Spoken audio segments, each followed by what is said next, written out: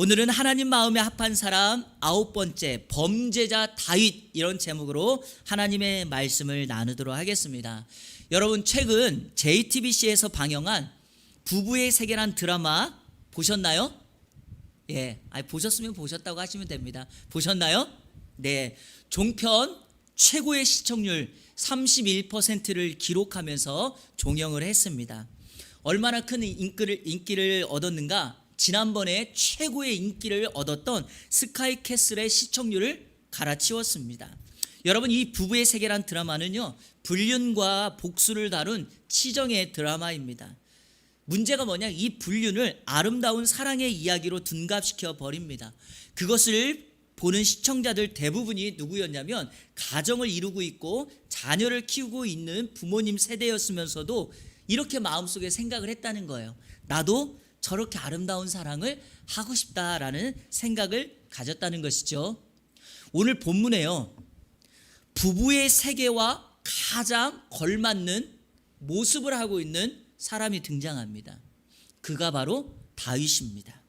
다른 사람도 아닌 다윗이 어떻게 부부의 세계에서 등장하는 그러한 죄를 지을 수 있는가? 우리는 그런 생각을 한번 해보게 됩니다. 다윗의 인생에 실제로도요, 그의 인생의 한 가지의 큰 오점을 성경의 기록이 남겨놓고 있습니다. 여러분, 열왕기상 15장 5절 한번 읽어볼까요? 시작. 이는 다윗이 햇사람 우리아의 일 외에는 평생의 여호와 보시기에 정직하게 행하고 자기에게 명령하신 모든 일을 어기지 아니하였습니다. 아멘. 성경의 기록이요, 다윗의 인생에 한 가지를 지우고 싶었던 오점, 그것이 바로 햇사람 우리아의 일이었다라고 말을 합니다. 여러분, 이 햇사람 우리아의 일이 무엇입니까? 바로 그의 아내였던 밧세바를 범하는 사건이었습니다. 저는 오늘 말씀을 통하여서 다윗의 범죄와 회개라는 큰 주제의 틀로 오늘 말씀을 나누려고 합니다. 성경에 등장하는 다윗의 범죄를요, 오늘날 법의 모습으로 고소하자 치면은요, 이거는요 한두 가지가 아닙니다. 수십 가지의 죄가 성립될 수 있는데, 사무엘하 11장과 12장을 중심으로 오늘 다윗의 범죄자 다윗, 그가 저질렀던 죄악 세 가지를 여러분과 함께 살펴보며, 하나님께서는 그 죄를 어떻게 다루고 우리가 회개할 때 하나님은 우리의 그 죄를 어떻게 다루시는가에 대한 말씀을 함께 나누도록 하겠습니다. 첫 번째 다윗의 범죄는 바로 간음죄입니다. 여러분, 간음죄는요, 하나님께서 모세에게 주었던 10계명의 제7계명을 어기는 범죄였습니다. 간음이라는 말을 사전에서 찾아보면 그 사전적인 의미가 다음과 같습니다. 결혼한 사람이 배우자가 아닌 이성과 성관계를 맺음, 이런 의미입니다. 여러분, 배우자가 아닌 이성과의 관계이기 때문에 하나님께서는 이를 금하였습니다. 간음을 하게 되면은요, 자신과 상대방의 배우자에게 죄를 짓는 것이기 때문에 하나님께서는 그것을 죄로 여기고 결국 그로 인하여 가정을 파괴하는 일이 생기기 때문에 하나님은 간음죄를 죄로 크게 여기십니다. 다윗이 지금 그 일을 하고 있습니다. 자, 오늘 다윗의 범죄 현장을 여러분들께 드라마틱하게 한번 소개해 드리기 위해서 소설의 글쓰기 5가지의 요소로 여러분들께 말씀을 드리려고 하는데, 다윗의 범죄 현장은 사무엘하 11장 1절부터 5절에 나와 있습니다. 여러분, 소설의 글쓰기 5가지 아십니까? 첫 번째, 발단 단계가 있습니다. 발단에 이겁니다. 사무엘하 11장 1절에 보니까 전쟁을 앞두고 있는 이스라엘이 다윗이 전쟁에 나가지 않고 자신의 군대 장관이었던 요압과 군인들만 전쟁터로 보내고 본인은 성에 남아 있습니다. 이게 발단 단계예요. 자, 두 번째는 전개입니다. 이야기가 어떻게 넘어가는가? 자, 예루살렘 성에 남아있던 다윗이 저녁에 침상에서 일어납니다. 자, 여러분, 침상에서 일어났는데 언제 일어났다고요? 저녁에 일어납니다. 원래 침상에서는 언제 일어나는 겁니까? 아침에 일어나는 건데, 저녁에 일어났다는 것은 다윗이 틀림없이 지금 무엇을 했는가? 낮잠을 잔 것입니다. 낮잠을 자고 더우니까 옥상을 거닐다가 한 여인의 목욕하는 모습을 보게 되는데, 성경은 그 모습을 이렇게 소개합니다. 심히 아름다워 보이는지라.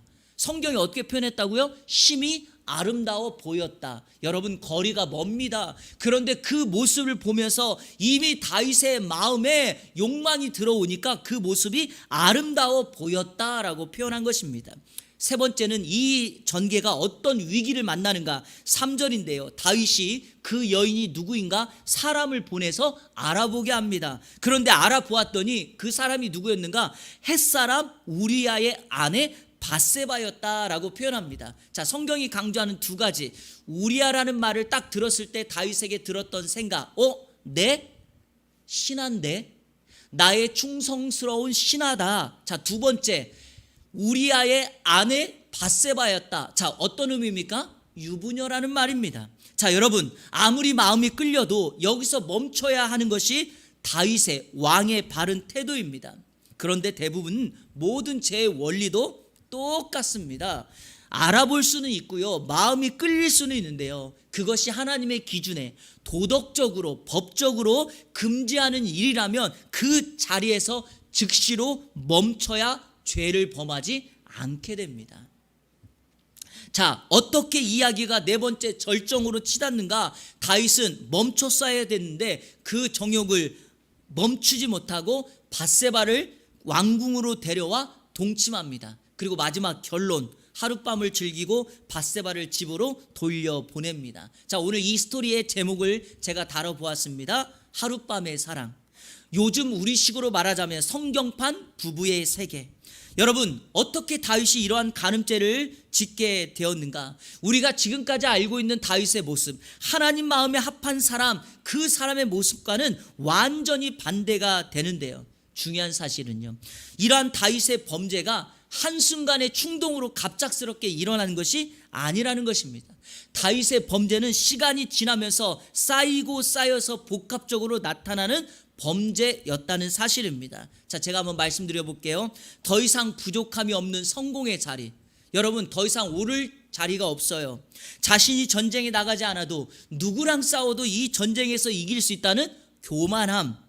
자신의 군사들은 목숨 걸고 전쟁에 나가 있는데 왕궁에서 한가하게 낮잠을 자고 있는 다윗의 나태함과 게으름. 그리고 여러분, 목욕하는 여인이 자신의 신하였고 유부녀임을 알았음에도 불구하고 나는 왕이니까 왕으로서 못할 것이 없고, 당시에도 그렇고 이미 다윗에게는 여러 명의 아내가 있었으니까 또 하나의 여인을 내가 범한들 무슨 문제가 있겠는가라는 자만심. 그리고 여러분, 자신의 욕망을 절제하지 못하는 이런 성적인 쾌락. 그리고 이것보다 가장 심각한 게 무엇인가? 자기 자신의 영적인 훈련을 하지 못했던 무감각이 바로 다윗으로 하여금 죄를 짓게 하였다라는 것이죠. 여기에 별표를 답니다. 중요한 사실, 우리도 다윗처럼 언제든지 넘어질 수 있다는 것입니다. 다윗의 모습은 오늘 우리의 모습입니다. 우리도 여러분, 생각처럼 모든 것이 잘 되어간다고 생각할 때, 가정생활도 좋고 신앙생활도 만족한다고 생각했을 때, 그리고 내 영적인 훈련을 게으르고 나태함으로 바르게 하지 못했을 때, 내 욕망과 탐욕이 가득할 때 여지없이 우리는 다윗과 같은 실수를 범하게 되고 다윗과 같은 범죄에 빠지게 됩니다. 여러분, 그리스도를 본받아라고 하는 고전 책이 있습니다. 토마스 아 캠피스라고 하는 사람이 쓴 책인데요, 이 책은 우리 자녀들에게 다 읽혀도 좋은 책입니다. 이 책에서 사람이 유혹에 빠지는 과정을 다음과 같이 묘사했는데, 자, 우리 한번 찬찬히 읽어볼까요? 시작. 처음에는 악한 생각이 마음속으로 스며들고, 자, 처음에는 악한 생각이 어디로요? 마음속으로. 자, 그 다음에는 생생한 영상이 떠오른다. 자, 이미지가 떠올려요. 그 다음에 이리하여 마침내는 이를 즐기고 악한 행동을 하면서 악에 동참하게 되는 것이다. 이렇듯 우리의 사악한 적은 처음부터 우리를 굴복시키는 것이 아니라 조금씩 완전히 침입해 들어오는 것이다. 여러분 보십시오. 한 번에 갑자기 침투하는 것이 아니라 우리도 모르는 사이에 조금씩 우리의 틈을 짚고 오는 거죠. 결국에 그것이 찼을 때 쓰러지고 넘어지게 됩니다. 사랑하는 성도 여러분, 우리가 최고의 자리 승승장구하고 있을 그때 우리는 만족함에 빠지는데, 그때 우리는 우리 자신을 다시 한번 되돌아봐야 합니다. 여러분, 전쟁만 나가면 모든 전쟁에서 승리했던 다윗이 다시 한번 이 전쟁의 승리는 하나님께 있었다라고 하는 사실을 고백할 수 있었다면 여러분, 이러한 죄를 범할 수 있었겠습니까? 자신의 삶에 여기까지 온 모든 결과물이 나의 노력도 있었겠지만 그거보다 더욱더 하나님의 주신 은혜이며 하나님의 보호였다라고 우리가 입술로 고백할 수만 있다면 우리가 지금 다윗처럼 이와 같은 범죄에 빠지게 될까요? 다시 한번 강조합니다. 선줄로 생각한 자는 넘어질까 조심하라. 이 마음이 저와 여러분 이번 한 주간을 이끌어가게 되기를 주님의 이름으로 축원합니다. 두 번째, 다윗의 범죄는요, 살인죄입니다. 그가 간음죄를 넘어 살인죄까지 범하는데, 자, 10계명에 보면 제6계명에 살인하지 말라 이 계명을 어깁니다. 앞에서 보았듯 다윗이 밧세바와 하룻밤의 사랑을 나눈 후에 각자의 일상으로 돌아갔습니다. 다윗은 성에 남았고 밧세바는 집으로 돌아갔습니다. 여러분, 모든 것이 원만하게 다 끝나 보이죠? 그러나 기억하십시오. 하나님께서 끝났다고 하실 때까지는요, 어떤 일도 끝난 것이 아닙니다. 사무엘하 11장 5절 다 같이 자막을 보시며 읽겠습니다. 그 여인이 임신함에 사람을 보내 다윗에게 말하여 이르되 내가 임신하나이다 하니라. 문제가 발생합니다. 모든 것이 다 끝난 줄 알았는데 밧세바가 그만 임신을 하게 되었습니다. 자, 여러분, 다윗이 어떻게 하는 것이 가장 바람직한 행동이었을까요? 여기서 멈추고 자신의 죄를 인정한다면 다윗은 더 이상 죄의 확장을 막았을 것입니다. 다시 말하면 살인죄를 저지르지 않았을 것입니다. 그리고 하나님으로부터 받는 죄의 징계도 면할 수 있었을지 모릅니다. 그러나 다윗은 죄를 인정하기보다는 숨기기에 급급합니다. 죄를 지은 일반적인 사람들의 특징이 뭐냐? 쉽게 자신의 죄를 인정하기보다는요, 죄를 자꾸만 덮고 숨기는 것을 더 우선시합니다. 다윗을 보십시오. 죄를 감추기 위하여 철저하게 계략을 짭니다. 두 가지의 계략을 짜는데, 첫 번째, 전쟁에 나가 있는 우리아를 송환하여 특별휴가, 포상휴가를 줍니다. 자, 밧세바의 남편인 우리아가 전쟁에 나가 있는데 그 우리아를 돌려보내 고향으로 데리고 와서 특별 휴가를 줍니다. 자, 여러분, 이거는 결코 선한 의도에서 나온 것이 아닙니다. 자신의 죄를 숨기기 위한 계략일 뿐입니다. 자, 대적으로 보면 여러분 얼마나 멋집니까? 전쟁에 나가서 수고한 군사 임금이 특별 포상 휴가를 주고 선물까지 보내 집으로 돌려보내는데 여러분, 대외적으로 정말 멋지죠?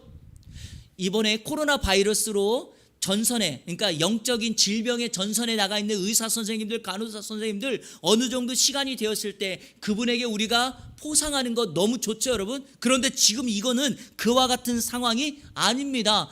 우리아를 집으로 돌려보내 이 우리아가 집에 가서 밧세바와 잠자리를 하면 다윗이 임신케 한 이 아이가 자신의 아이가 아니라 우리아를 통하여 낳은 아이라고 자신의 죄악을 덮기 위하여 다윗이 이와 같은 끔찍한 일을 벌이고 있습니다. 이럴 때 우리가 쓰는 말이 뭐죠? 파렴치하다는 거예요. 다윗은 지금 파렴치한 일을 하고 있습니다. 자, 여러 가지 선물과 함께 우리아에게 포상휴가를 주고 휴가를 주었는데 우리아가 어떤 행동을 하는가? 사무엘하 11장 11절 제가 읽어볼게요. 우리아가 다윗에게 아뢰되 언약궤와 이스라엘과 유다가 야영 중에 있고 내 주 요압과 내 왕의 부하들이 바깥들에 진치고 있거늘 내가 어찌 내 집으로 가서 먹고 마시고 내 처와 같이 자리일까? 내가 이 일을 행하지 아니하기로 왕의 살아계심과 왕의 혼의 살아계심을 두고 맹세하나이다.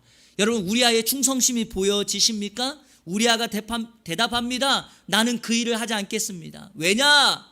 내 주인, 내 장수 요압도 전쟁터에 나가 있고 내 부하들이 지금 전쟁 중에 있는데 생명을 걸고 싸우고 있는데 내가 어찌 집에 가서 편안히 잠을 잘 수 있겠습니까? 라는 것이죠. 그런데 여러분, 우리아가 한 말에 우리가 주목해야 될 단어가 하나가 있어요. 그게 뭐냐? 11절에 이렇게 말했죠. 우리아가 다윗에게 아뢰되 언약궤를 먼저 앞세우죠. 여러분, 왜 언약궤를 먼저 앞세웁니까? 이건 놀라운 거예요. 왜냐? 언약궤는요, 다윗에게 있어서는요, 생명과 같은 대상이죠. 하나님과 같은 존재입니다. 언약궤는 하나님의 임재의 상징이죠. 자, 여러분, 제가 몇 주 있다가 설교를 하려고 하는데 예배자 다윗을 말할 때 우리가 꼭 살펴봐야 될 말씀이 사무엘하 6장이에요. 사무엘하 6장은요, 빼앗겼던 언약궤가 다윗이 그 언약궤를 다윗성으로 가지고 오는 장면인데요. 그때 여러분 다윗이 언약궤가 자기의 성에 들어올 때 어떻게 했는가? 옷을 갈아입고요, 어린아이처럼 덩실덩실 춤을 추면서 하나님을 예배했던 사람입니다.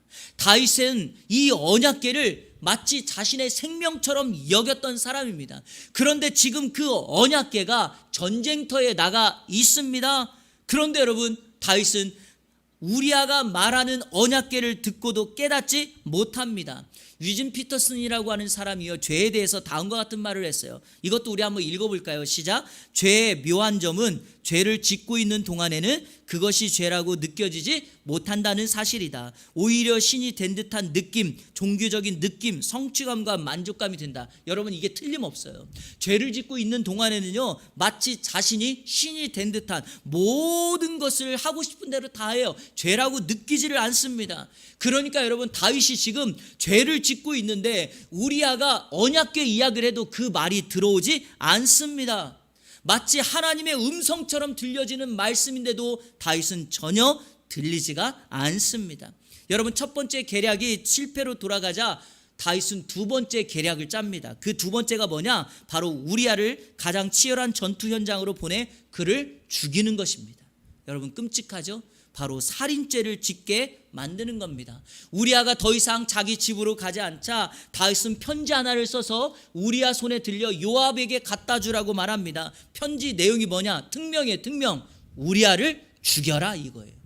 우리아를 죽이라고 말합니다. 사랑하는 여러분, 일반적인 사람도 마찬가지인데요, 죄에 깊이 빠지면은요, 판단력이 흐려져요. 죄를 덮기 위해서 필요 이상의 일을 하게 됩니다. 그러니까 여러분, 사람들이요, 죄를 지면 자꾸만 필요 이상의 일을 하게 돼요. 지난주 말씀 기억하시나요? 시글락에 머물고 있던 다윗이 그 시글락의 블레셋의 왕 아기스를 즐겨하기 위하여 나가서 그슬과 기르스와 아말렉 사람을 죽이는데 남녀를 다 어떻게 했다? 살육했다 그랬죠. 왜? 자기의 죄악이 드러날까 봐 그렇게 했는데, 중요한 사실은요, 그때는 자기가 데리고 있던 공동체를 위하여 문제가 생길까 봐 그랬는데, 지금은 어떠합니까? 오직 자기 자신의 죄악을 덮기 위하여 살인교사를 하고 있습니다. 다윗의 과거로 잠깐만 돌아가 보겠습니다. 다윗이 사울에게 쫓겨 도망할 때 사울을 죽일 수 있는 기회가 있었죠. 그때 여러분, 다윗이 자신의 군인들이 자기에게 명령만 내리면 사울을 내가 죽이겠다고 말할 때 다윗이 뭐라고 말합니까? 그러면 안 된다. 하나님의 기름 부으심 받은 자를 쉽게 죽여서는 안 된다. 자신도 지켰고 자신의 군사들도 애꿎은 죄를 짓지 않게 하기 위하여 그들을 도와줬고 중재했던 사람이 다윗이었습니다. 그러나 그 과거의 다윗의 모습은 없습니다. 오직 자기의 죄를 덮기 위하여 요압과 그의 장수들에게 우리아를 죽이라는 살인 교사를 합니다. 더욱이, 자 여러분, 우리아를 죽이려면 최전방에 나가야 되는데 우리아 혼자 보낼 수 있습니까?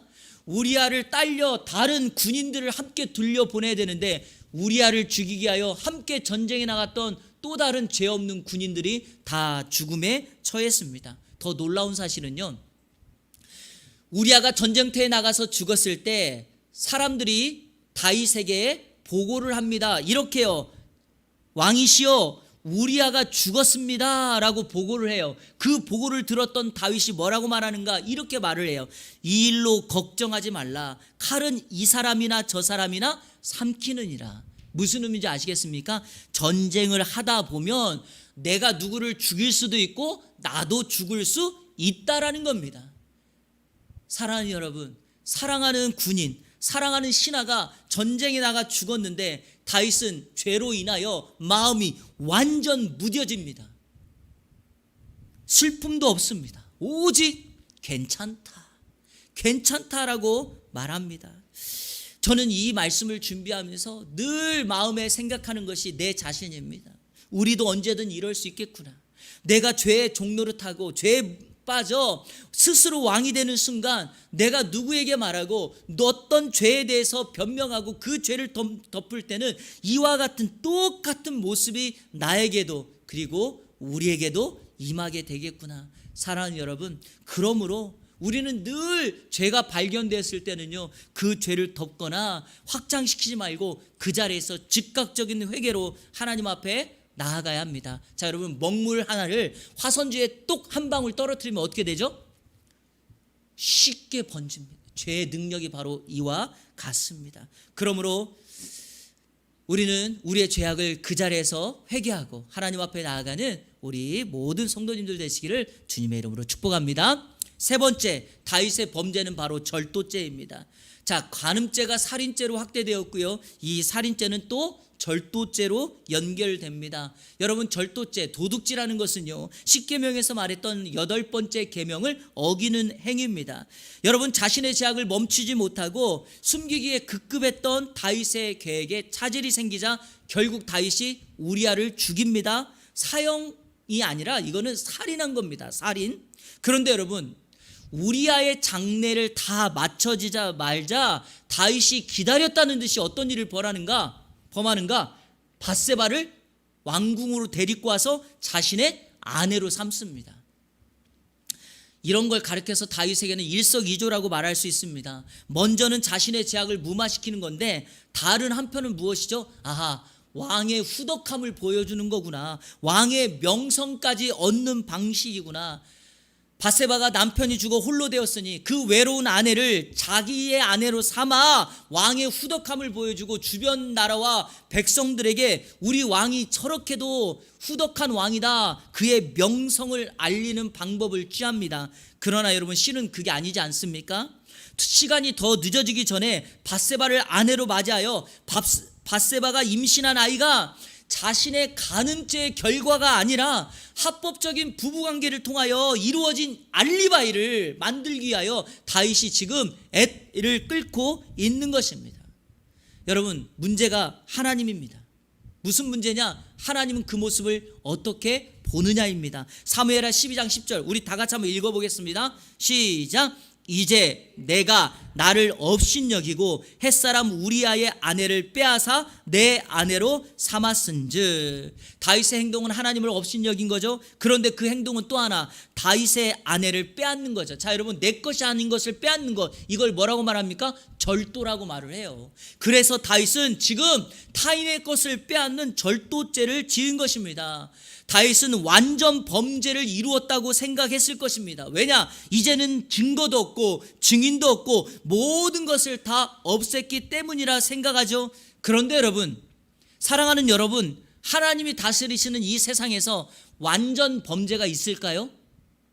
결코 없습니다. 하나님이 다스리시는 이 세상, 하나님이 바라보는 이 세상에 완전 범죄란 있을 수가 없습니다. 그래서 사무엘하 11장 27절 하반절에 다윗이 행한 일이 여호와 보시기에 악하다. 한번 저를 따라해 보세요. 여호와 보시기에 악하다. 여러분, 이 세상의 기준은요, 둘 중에 하나예요. 하나님 보시기에 좋으면 그건 선이에요. 착한 일이에요. 하지만 하나님 보시기에 악한 것은요, 어떤 일을 하더라도 그거는 다 죄악입니다. 하나님의 기준은 분명히 여호와 보시기에 다윗이 악한 일을 범한 것입니다. 사람은 몰라도, 사람들은 보지 못하고 증인도 증거도 없다고 말할 수 있겠지만 하나님께서 다 보셨고 하나님께서 증인이십니다. 한 교회 구역장님께서 백화점에 쇼핑을 하러 가셨는데 옷을 고르고 난 다음에 점원에게 계산을 하라고 주었더니 점원이 몇 가지와 함께 자신이 산 옷을 세일 품목으로 알고 계산을 하더랍니다. 그것을 보고 이분이 움찔했는데 몇 초 사이에 말을 해야 될 타이밍을 놓쳐버린 거예요. 그랬더니 그 순간에 마음에 이런 마음이 들더라는 거예요. 35,000원 벌었다. 내가 잘못한 것이 아니잖아. 저 점원이 실수한 거지. 이런 마음이 들더라는 거예요. 그런데 여러분, 그거 아세요? 이분이 백화점을 나오는데요, 얼마나 뒤가 무겁던지 누가 자꾸만 나를 붙잡고 부를 것 같더라는 거예요. 저기요, 이런 식으로요. 여러분, 바로 지금 이 느낌이 다윗에게 있는 거예요. 모든 것이 완전 범죄라고 생각했지만 누군가가 다윗을 딱 건드릴 것 같고 부를 것 같은 마음이 지금 여기에 있다는 거죠. 사랑하는 여러분, 자, 시간이 1년이 흘렀어요. 여기서 이제 중요한 교훈이 있습니다. 내가 죄를 범했는데 아무 문제 없이 1년이라는 시간이 흘렀습니다. 자, 다윗에게도 1년이 흐르고 아무 일도 일어나지 않았습니다. 다윗이 어떤 생각을 했겠습니까? 여러분이라면 어떤 생각이 들겠습니까? 아, 이제 끝났구나. 전혀 문제가 되지 않는구나. 하나님도 나의 행동을 죄로 여기지 않는구나. 이렇게 생각하지 않겠습니까? 그러나 하나님께서 기다리신 1년은 용서가 아니에요. 저를 한번 따라해 보세요. 하나님의 침묵. 여러분 기억하셔야 돼요. 하나님의 침묵은 용서가 아니에요. 하나님의 침묵은 회개의 기회, 회개할 시간을 그에게 준 것입니다. 다윗이 깨닫지 못하자 하나님께서는 1년이 지난 다음에 직접 나서시는데 그게 바로 나단 선지자를 다윗에게 보냅니다. 그런데 여러분, 아무리 선지자라 할지라도 다윗이 자신의 잘못한 것을 누군가가 말하면 우리야도 죽일 판인데 쉽게 말할 수 있겠습니까? 그러나 하나님의 사람, 하나님의 선지자는 사람이 아니라 하나님을 두려워하는 것입니다. 저는 이 시간에 저와 여러분들이요, 사람이 아니라 하나님을 두려워하는 우리 성도님들 되시기를 축복합니다. 사람을 두려워하기 시작하면요, 삶의 이 행동이 자꾸 어색해져요. 이상해져요. 그런데 여러분, 하나님을 두려워하는 사람들은요, 하나님 앞에 선 사람이기 때문에 당당할 수 있습니다. 자, 여러분, 하나님께서 나단 선지자를 다윗에게 보냈는데 나단 선지자가 다윗에게 가가지고 이렇게 말하지 않았어요. 당신 왕인데 당신 죄를 졌습니다. 하나님께 범죄했습니다. 이렇게 말하지 않고요, 한 비유를 들어요. 비유. 그게 뭐냐? 자, 양과 소가 많은 부자가 있고 암양 새끼 한 마리만 있는 빈자가 있어요. 여러분, 빈자는 가난할 비니까 가난한 사람이 있어요. 그런데 부자에게 한 손님이 찾아왔는데 이 부자가 손님을 대접하기 위해서 자신의 소나 양을 잡은 것이 아니라 한 마리밖에 없는 그 빈자의 암양을 잡아서 그 손님을 대접했다는 거예요. 그것도 돈을 주고 사온 게 아니라 빼앗아서 자기의 손님을 대접했다는 거죠. 자, 사무엘하 12장 5절 다 같이 읽겠습니다. 시작. 다윗이 그 사람으로 말미암아 노하여 나단에게 이르되 여호와의 살아계심을 두고 맹세하노니 이 일을 행한 그 사람은 마땅히 죽을지라. 아멘. 자, 나단 선지자의 이야기를 듣고 있던 다윗이 갑자기 화를 확 내더니 이렇게 말합니다. 여호와의 살아계심을 두고 맹세하노니 이 일을 행한 사람은 당장 죽어야 된다. 마땅히 죽어야 된다. 그랬더니 나단이 뭐라고 말합니까? 이렇게 말합니다. 바로 당신이 그 사람입니다.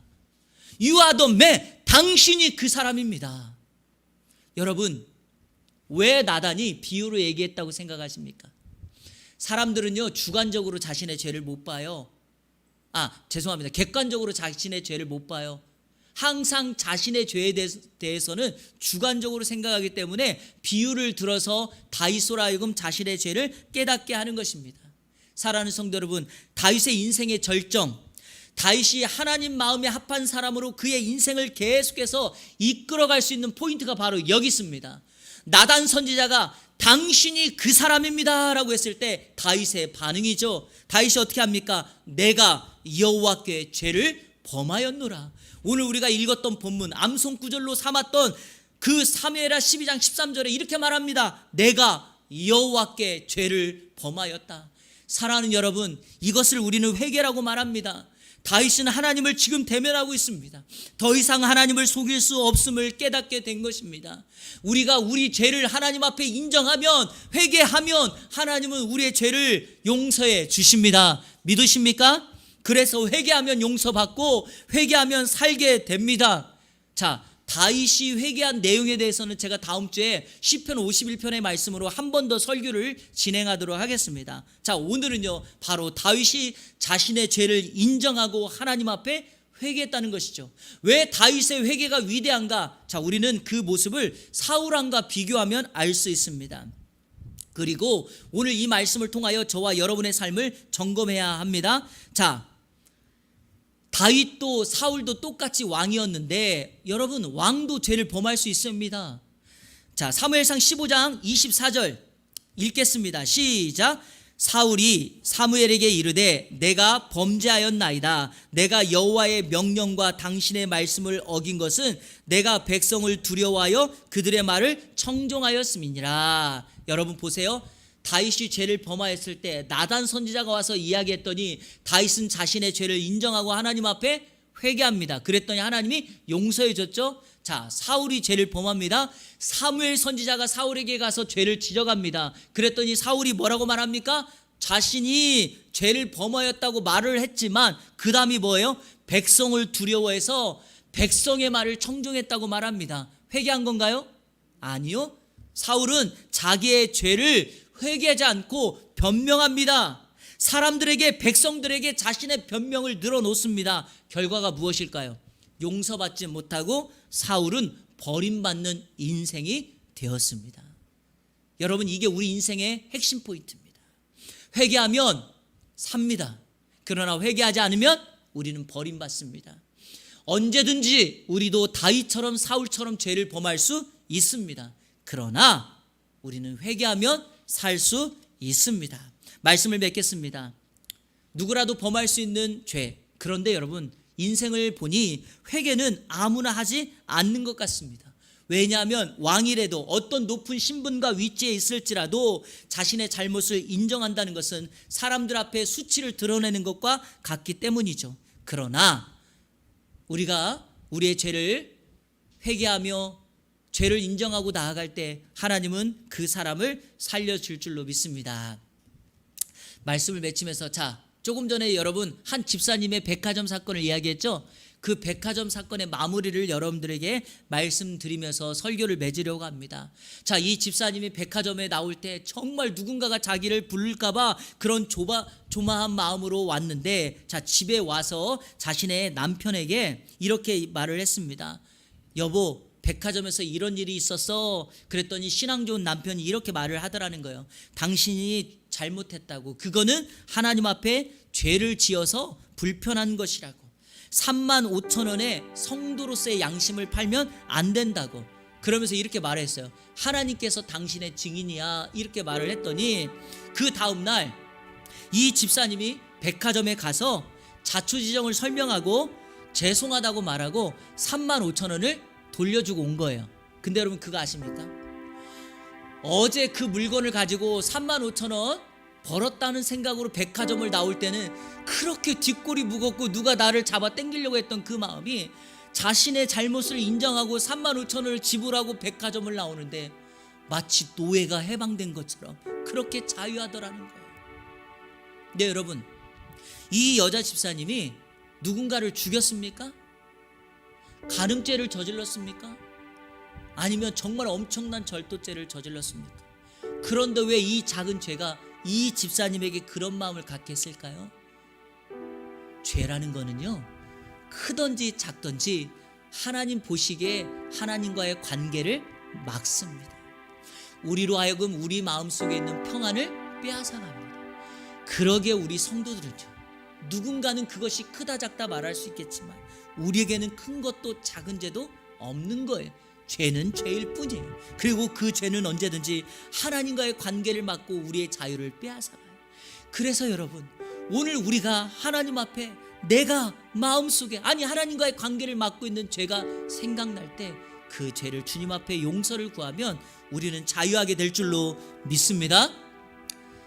다윗이 나단에게 범죄했다고 말했을 때 하나님이 나단 선지자를 통하여 이렇게 말해요. 나단이 다윗에게 말하되 여호와께서 당신의 죄를 사하셨느니라. 용서하면, 회개하면 하나님의 용서가 임합니다. 이번 한 주간 이 용서의 선언이 우리 성도님들께 임하게 되기를 축복합니다. 여러분들은 자유하게 될 것입니다. 그리고 여러분의 마음은 평안으로 임하게 될 것입니다.